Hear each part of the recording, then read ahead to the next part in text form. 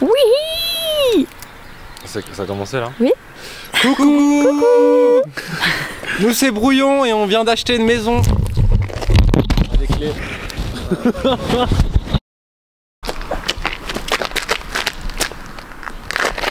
Allez, viens, on l'emmène. Viens, viens. Au 355. Ah bah non, ça faut pas dire. Hop là. Bienvenue chez Brouillon, chez Brouillon. Donc qui on est? On est Brouillon, un jeune collectif émergent. Un collectif interdisciplinaire qui fait plein de choses comme du son, on construit des objets, de la danse, de la performance. C'est bien, c'est déjà pas mal. Et rénover une maison. Et rénover une maison, 5e skill. 5e skill. En cours d'acquisition. Ouais, en cours d'acquisition, vraiment au début, très début. Bah c'est ça, c'est qu'on sait pas faire forcément les choses, mais il faut bien commencer. Il y a bien des gens qui ont, à un moment donné, ils savaient pas rénover des maisons, après ils savaient rénover des maisons. Comment ils ont fait? Ils ont rénové des maisons. Voilà. C'est nous. Apprendre par la pratique. Voilà, et on partage nos incompétences avec vous. Super. Là, vous, c'est la première fois que vous entrez dans notre maison, mais c'est pas vraiment la première fois que nous on entre dans cette maison. Vous vous en doutez. Donc là, c'est notre petit espace de stockage. Sorte d'étagère neuve pour commencer à stocker des trucs. Ah, parce qu'on a déjà des outils. On est peut-être incompétent, mais on est plus ou moins armé avec notamment ça. Là, on est au 0. 0, rez-de-chaussée, hop, pied plein. Il y a un petit... un gros pressoir. Un gros pressoir en béton armé. Il y a des toilettes aménagées derrière, toilettes sèches. On a dû les créer un peu en urgence parce que pour la simple et bonne raison que il faut qu'on fasse caca quand on vient ici. Donc on a pris de la sciure de bois, une planche, un gros seau, hop. Et puis voilà, à l'ancienne, hein, comme on dit. Hein. Yes. Au niveau de la maison, on a une arrivée d'eau ici, jusque là, petit évier. Je sais pas si on a allumé, mais ah voilà, on a de l'eau dans la maison et vous avez vu, il y a de la lumière. Il y a de l'électricité. Et on a un petit compteur Linky. La maison n'a pas été habitée depuis 60 ans, mais il y a le compteur Linky. Super. Donc ça, c'est les atouts un peu majeurs de notre maison. Hein. Il y a de l'eau qui arrive et de l'électricité. Voilà. On monte à l'étage. Évidemment, il n'y a pas de chauffage. Hein. Il n'y a aucun système de chauffage, aucune douche, aucun autre évier que celui que vous avez vu. Et il y a un super escalier. Yes. Avec une magnifique rambarde. Oui, on a acheté la maison un peu pleine. Ça faisait partie des conditions pour l'achat de la maison, c'est aussi pour ça qu'on l'a pas eu très cher. Oui, pour information, parce que bien évidemment ça vous intéresse, combien on a acheté cette maison? On l'a acheté combien? On l'a acheté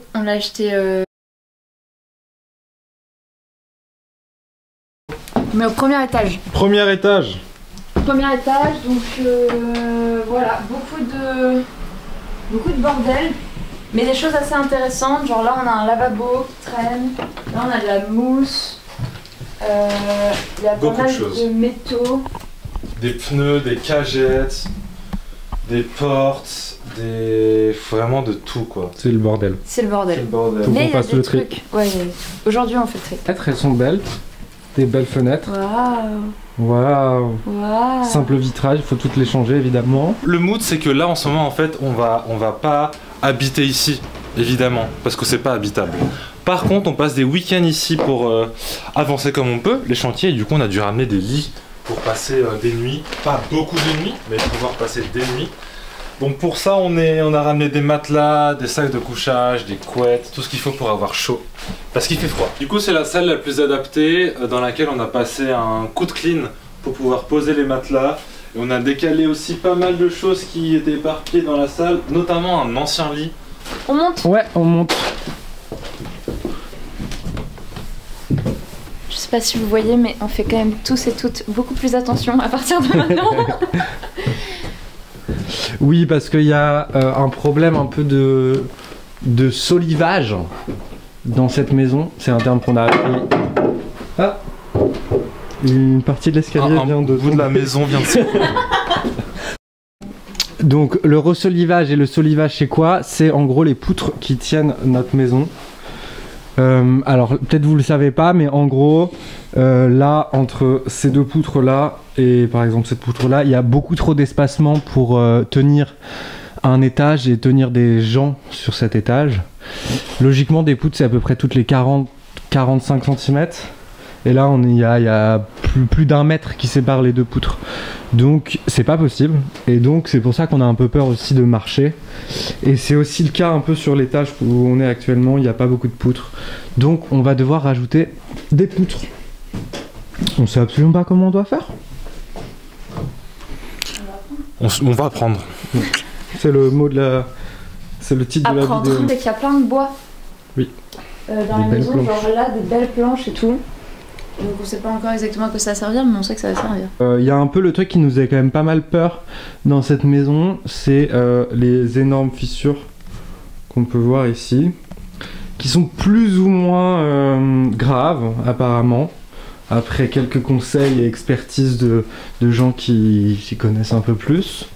Parce qu'on oui, on a fait venir nos familles respectives ici pour qu'elles voient le début et du coup l'avancement et qu'elles se rendent compte de ce qu'on va faire. Donc en gros là, ça c'est une cheminée, un conduit de cheminée où par exemple je passe mon bras entier entre le mur et la cheminée. C'est-à-dire que la cheminée est en train de se décoller du mur. Voilà, donc ça on va sans doute devoir malheureusement détruire ce magnifique conduit qu'on aurait bien voulu réutiliser, notamment pour un poêle à bois ou à granulés. Et sinon concernant donc les fissures, apparemment ça va parce que ça serait, c'est des murs en pierre ici. À partir du mur en pierre ça va, ça serait seulement cette première couche de plâtre un peu là qui est en train de se fissurer. Il y a une autre partie à cet étage. Voilà. Avec une belle fenêtre. Avec une belle fenêtre, je crois que c'est la plus belle vue de la maison, non? Ouais, l'autre aussi elle est pas mal, côté sud. Enfin voilà, on est quand même dans la pampa un peu.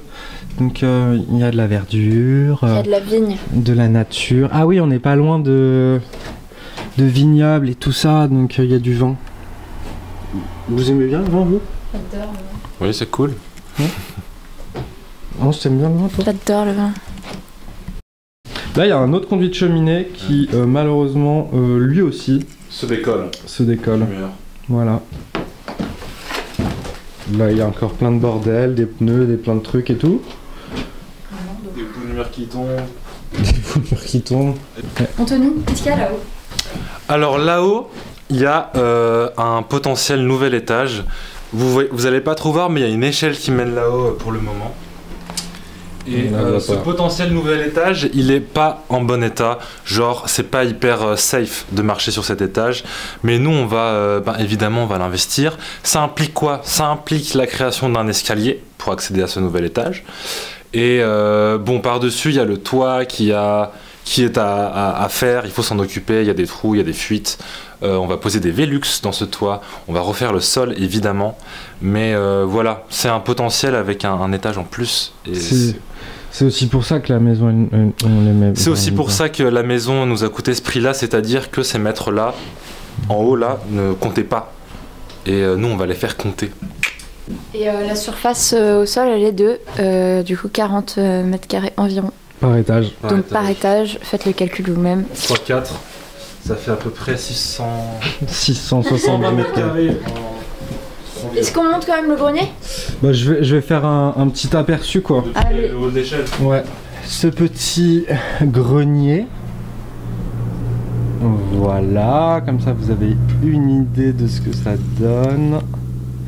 Donc il y a un Velux, enfin c'est pas vraiment un Velux, c'est plutôt une sorte de trappe d'accès au toit vraiment mal posée, où il y a effectivement des fuites un peu ici, mais le reste du toit est plutôt en bon état parce que la charpente a été refaite il n'y a pas si longtemps. Quand je dis pas si longtemps, c'est genre il y a 30 ans quand même, mais pour un toit ça va. Donc les poutres sont en très bon état, et la charpente et les tuiles aussi. Là c'était un peu une des conditions qu'on avait, ne pas trop galérer avec le toit parce que ça nous a peur, et que c'est des conseils qu'on nous a donnés aussi. Voilà. Vous en verrez bientôt plus, j'espère. Je vois pas de problème. Je vois pas que tu parles. Allez. Super. Bisous. Bisous. Ciao. Ciao. Ciao. Bisous.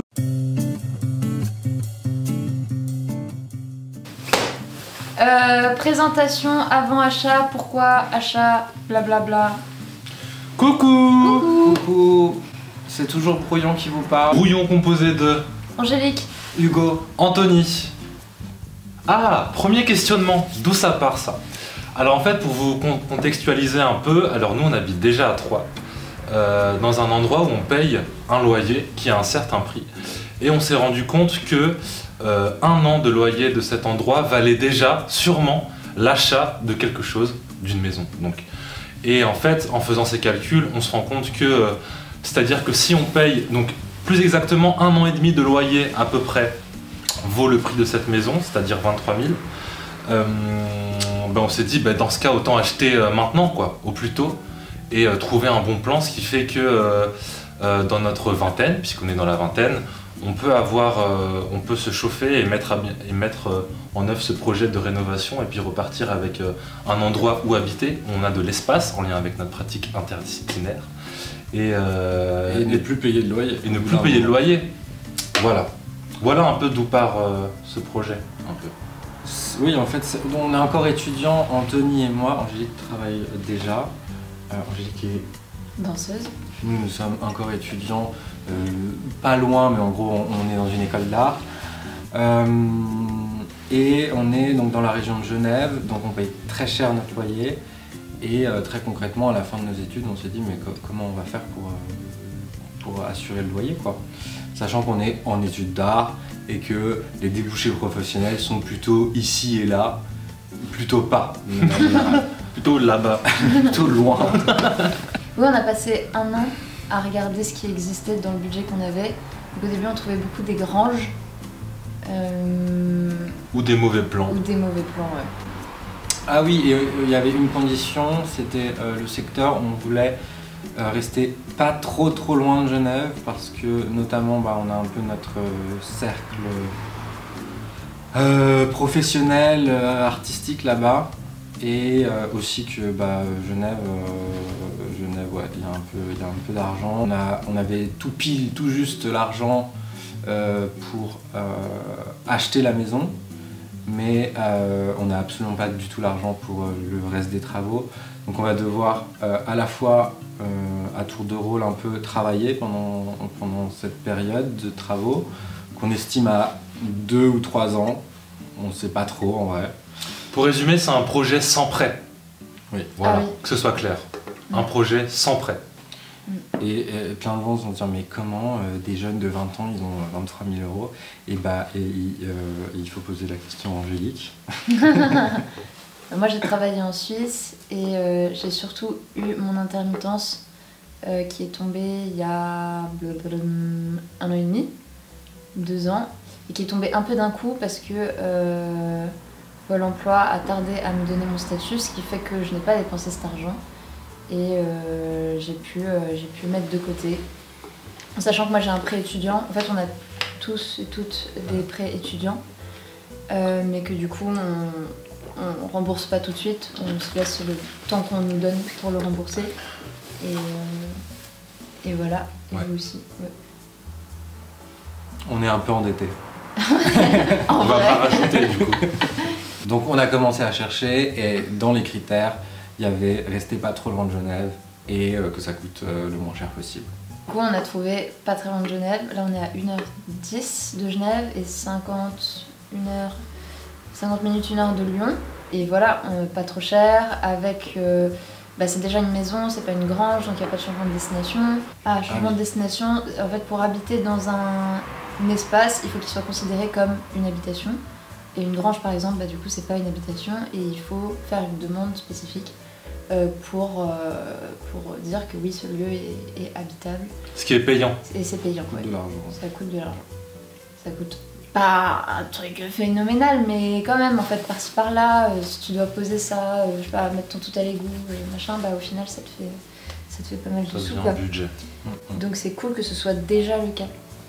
Il y a de l'eau qui arrive dans la maison, il y a déjà de l'électricité, donc tu peux déjà brancher ton téléphone si t'as besoin de charger, avoir de la lumière pour voir où tu mets les pieds, ce qui est plutôt pratique pour commencer. Ouais. On a fait plusieurs visites de maison. On a commencé par une première visite. Vraiment, C'était flippant. Ah ouais, c'était flippant. C'était flippant. Ah, j'étais pas là. Non. Ouais. C'était la toute première et puis elle était assez flippante pour qu'on se dise on va attendre un peu qu'on ait un peu plus d'argent. Ouais. On s'est notamment dit ça après cette visite. C'était à 25 000 cette maison. Et vraiment, c'était petit, étriqué, en très très mauvais état. Ouais. Très peu d'espace, enfin Ouais. moins qu'ici en Il y tout avait... Ah oui, ici il n'y a pas d'extérieur. Il faut le dire parce que c'est un peu le point noir. On voulait un extérieur dans l'idéal. Mais en fait, dès qu'on rajoute un extérieur, ça augmente considérablement la surface au sol et donc le nombre de mètres carrés. Et bref, ça c'était pas dans notre budget. Donc voilà. Mais cette maison avait un extérieur, mais un intérieur vraiment tout pourri. Et après cette visite, on s'est dit ok, 25 000 €, ça va pas le faire, il faut qu'on trouve plus d'argent. Et on a commencé à visiter des maisons plus chères. Ouais. Qui commençaient à être bien du coup. À partir de 50 000 en fait, ça commençait à être bien. Ouais. Mais on n'avait pas 50 000. Ouais, là on a un peu déliré, on allait visiter des maisons trop chères pour notre budget, genre 2 fois le prix de notre budget. Et puis après en fait on s'est rendu compte qu'on n'avait pas l'argent. Mais c'est bien, je pense que c'est bien qu'on ait fait ça, ça nous permet aussi de faire le tour, de voir qu'est-ce qu'implique tel budget, de voir, ça permet de prendre du recul aussi et de se poser beaucoup de questions et de faire le tour de la question. Et ce qui nous a fait revenir vers un premier budget quoi. Mais il a fallu qu'on aille voir un peu. Entre 20 et 30 000 €, il y a vraiment très très peu d'offres. Donc quand cette offre est arrivée sur le marché, on s'est un peu jeté dessus parce que ça semblait moins cher que ce qu'on avait vu, ça semblait un peu bien et donc on est allé la visiter. La visite c'était comment? C'était chouette. C'était chouette. On était un peu... On était super excités en fait. Ouais. Parce qu'on était là genre oh waouh. C'est ça qui nous fait. Oh waouh, mais ça existe en fait. Un peu en mode coup de cœur. Ouais. Et on est ressorti de là en se disant on trouvera pas mieux. Ouais, pas mieux. Ouais, Meilleures conditions quoi. Ouais. Par rapport au respect de nos critères, de notre budget, Ouais. tout ça ensemble, c'était le meilleur plan. C'était hyper drôle. Et c'était un peu compliqué parce que en fait elle était à 30 000. L'agente immobilière nous a un peu fait comprendre que c'était pas trop négociable. Et en fait on n'avait pas non plus 30 000 € quoi. On était vraiment tout pile au max qu'on pouvait sortir à ce moment-là, c'était vraiment 23, 24 quoi, pas plus quoi. Donc on a un peu on s'est dit ok on fait une offre basse sur le conseil d'une amie SO Chériane qui nous a dit mais attendez c'est pas parce qu'on vous dit c'est pas négociable que c'est pas négociable. Qu'il faut pas négocier. Il faut négocier. Négocier. Vraiment. Toujours. Et puis du coup on a fait un peu les gens un peu désintéressés, un peu en mode oui bah vous savez on est au tout début de notre recherche, si on n'a pas cette maison c'est pas grave donc bah... Ce qui était aussi un peu le cas parce qu'on était sortis de là en se disant les gars on l'aura pas. Ouais. On était quand même sortis en mode putain bon ça fait chier, ça arrive trop tôt, on n'a pas les sous, on l'aura pas, et vaut mieux se mettre dans cette perspective qu'on l'aura pas sinon on va être trop déçus. On a fait une offre à 21 000 en prenant entre guillemets un peu de marge en disant bon bah s'ils acceptent ils vont nous faire remonter un peu et ils nous l'ont proposé pour 23 000. Voilà. Donc évidemment, nous c'était la meilleure nouvelle sur le moment, on s'est dit bon bah let's go. C'est parti, cette maison sera à nous. Plus Donc le projet en fait c'est d'acheter, de rénover, de vivre là-dedans pour pas payer de loyer, mais aussi après les travaux de pouvoir revendre, parce que c'est un peu la seule manière qu'on a trouvé pour avoir des sous. Sans jouer au loto et gagner au loto. En gros, c'est un peu ça. Et aussi parce que c'est pas la maison de nos rêves comme on l'a dit. Ouais, il n'y a pas de plus. terrain. Il n'y a pas de terrain. principalement ça en fait. Cette maison, elle aurait un terrain, on serait ok, je pense. La question se poserait beaucoup plus. Après avoir avec la mairie. Tout ça pour dire que l'idée c'est de la revendre après la rénovation. Et du coup, pour faciliter la revente, comme on est à 3, on a fait une SCI. Qui permet notamment d'acheter un bien à plusieurs. On aurait pu l'acheter, juste une des personnes l'achète, mais ça aurait été beaucoup plus compliqué du coup, comme l'a dit Ange, à la revente pour séparer l'argent, les bénéfices et tout, dans les lois françaises. Donc on a décidé de faire les choses carrées et de faire donc cette société qui souvent se fait notamment dans les familles, quand il y a des héritages et des trucs comme ça, pour justement partager équitablement la revente d'une maison. Voilà, donc on a fait cette SCI, ce qui nous a demandé des démarches un peu particulières pour l'achat de la maison, entre en gros la promesse de vente, donc qui est un peu le premier rendez-vous officiel où tu dis j'achète cette maison. Chez le notaire. Chez le notaire. Et l'achat de la maison, le rendez-vous pour l'achat de la maison, la vente. Entre ce moment-là et l'achat de la maison, il y a environ 2-3 mois. C'est un délai qui dépend un peu si on doit se faire accepter des prêts. En l'occurrence, on n'avait pas de prêt à se faire accepter, on avait juste à créer cette société civile immobilière. Ce qu'on a fait nous-mêmes, en passant quand même par une plateforme juridique en ligne qui nous a facilité un peu le travail. Mais en gros, c'est très chiant, c'est des statuts juridiques, plein de trucs pareil, on ne sait pas trop. Mais en tout cas, des démarches équivalentes à créer une société, c'est littéralement ça. Le fait de créer la SCI aussi, ça nous permettait de quelque part clarifier aussi le projet, même pour nous trois et individuellement. À l'interne. Parce que du coup, comme c'est quand même un pari qu'on fait, on sait pas exactement ce qu'on fait, on sait pas exactement comment ça va se passer, et qu'il y a quand même des relations en jeu, c'est notre amitié et tout, ça permettait aussi nous d'être chill les uns envers les autres, de si quelqu'un, en fait, je sais pas, au bout d'1 an ou au bout de 2 ans, a envie de quitter le projet parce que ça correspond plus à ses envies, tout le monde est un peu libre de choisir. Donc, par exemple, là, Angélique, pour l'achat de la maison, t'as mis 20 000 €. Et nous, on a complété, donc frais de notaire plus le reste, on a mis 3 500 chacun, notamment parce que on n'avait vraiment pas plus d'argent de notre côté. Cet argent, du coup, il nous sera remboursé dès lors qu'on revend la maison, ou si l'un de nous ou l'une de nous veut quitter le projet, eh bien, les autres associés que nous sommes doivent rembourser la partie l'investissement financier que l'associé qui part a décidé de mettre au début. Et très logistiquement, ça permet quoi aussi la création de cette SCI? C'est qu'on a créé un compte bancaire pour cette SCI. Et ça permet de du coup clarifier combien chacune met tout au long du projet, puisque sur l'appli du compte en banque, on voit tous les virements qui sont faits vers ce compte SCI, et ça permet aussi de clarifier du coup la part de chacune, et du coup à la fin quand on fait les comptes tout le long, que ce soit clair et qu'on ne dépende pas en fait de comptes perso pour savoir qui a investi combien, tout ça qui peut s'entremêler avec la vie qu'on a indépendamment de ce projet-là, ce qui aurait complexifié 1000 fois les choses. Et du coup là vraiment ça clarifie et ça organise les budgets par rapport à la vie qu'on a à côté de la maison, la vie qu'on a en lien avec cette maison. Donc en gros, on achète cette maison avec la SCI, on l'a depuis quand?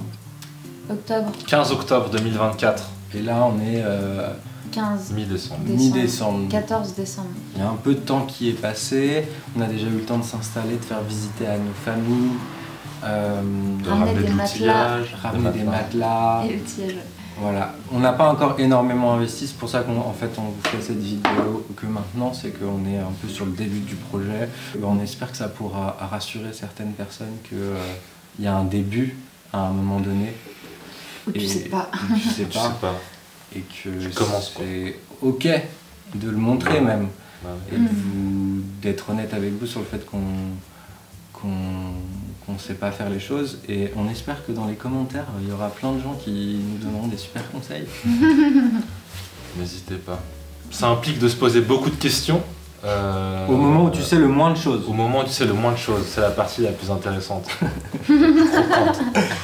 Il faut un peu tout prévoir, se projeter dans ce qu'on va faire, dans où seront placées les choses. Hyper compliqué, hein. Ouais, Hyper compliqué. hyper compliqué. Là, c'est ce qu'on est en train de faire. On vous montrera des petites images des premiers plans, mais on est vraiment là-dedans. Ok, prendre des mesures, faire les plans, et puis dire ok, nos toilettes ils seront ici, donc le tuyau d'évacuation il doit passer ici. Enfin, plein de questions que tu ne te poses absolument pas tant que t'es pas dedans et que t'as pas les mains dedans. On se retrouve pour la prochaine vidéo qui sera sans doute l'avancement un peu de ce qu'on a fait, peut-être vider la maison, peut-être prendre des mesures, vous montrer un peu plus en détail les premiers plans et les premières problématiques qu'on rencontre. Voilà, sur ce, on vous souhaite un bon moment, un bon visionnage et abonnez-vous et quoi. Leave a comment. Laissez un commentaire. Et un thumbs up. Bisous. Bisous. C'est pas moi.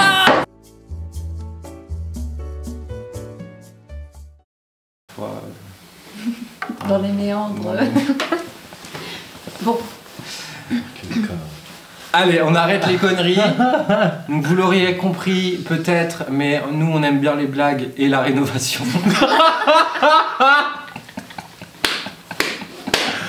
Brouillon B et R. Blague et rénovation.